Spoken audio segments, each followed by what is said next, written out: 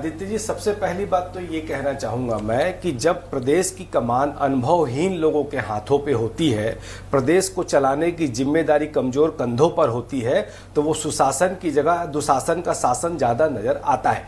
आपको ये समझना होगा कि एक सामान्य आदमी की हत्या नहीं हुई। लोकतंत्र के चौथे स्तंभ कहे जाने वाले, सरकार को समाज का आईना दिखाने वाले, भ्रष्टाचार का आईना दिखाने वाले एक युवा पत्रकार की हत्या हुई, जो दिल में क्रांतिकारी विचार लेकर समाज को आईना दिखाने के लिए, भ्रष्टाचार को रोकने के लिए ईमानदारी से काम कर रहा था। अब मैं ये कहता हूं, मांदी साहब कह रहे हैं अरे सजा होना तो दूर की बात है, जिम्मेदारी भी तय नहीं हो रही है। और ये एक मामला नहीं है। देखिए, स्पष्ट था कि उस रोड में भ्रष्टाचार हुआ और काम होने के पहले करोड़ों रुपए के भुगतान किए गए। यहां पर अपराध स्पष्ट परिलक्षित था। उसके बावजूद अगर वो अधिकारी जमानत से बाहर आ रहे हैं, इसका मतलब साफ साफ है कि एफआईआर में मजबूती से चालान प्रस्तुत नहीं किया गया। मांदी जी, मेरी बोला, आप सुन लीजिए। नहीं डॉक्टर साहब पढ़े लिखे हैं आप। मैं डॉक्टर साहब, फिर आप ही बोलिए, मैं नहीं बोलूंगा।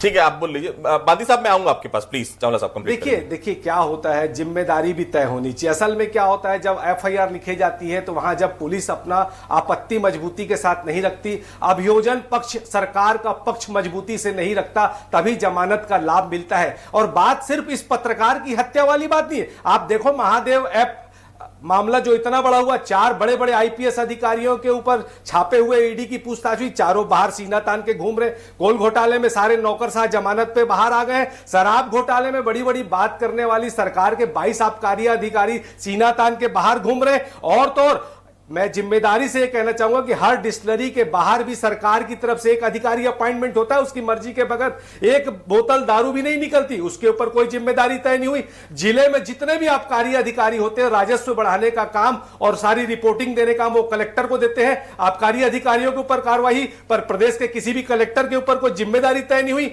गरियाबंद में रेत माफियाओं ने एक पत्रकार के ऊपर गोली चलाई। वो पत्रकार 1 घंटे तक गुहार लगाते रहे, कोई पुलिस की वैन वहां नहीं पहुंची, उसकी कोई जिम्मेदारी तय नहीं हुई। जीएसटी के अधिकारी लगातार वसूली कर रहे, उस पर कोई जिम्मेदारी तय नहीं हो रही। तो एक मामला नहीं, भारतमाला में 7 अधिकारियों के ऊपर एफआईआर हुई, 7 अधिकारी बाहर है और पटवारी सुप्रीम कोर्ट से जमानत लेके घूम रहे। इससे बड़ा तमाचा सरकार के ऊपर नहीं हो सकता।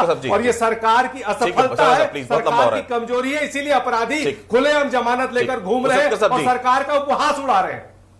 सर आप तो ऐसे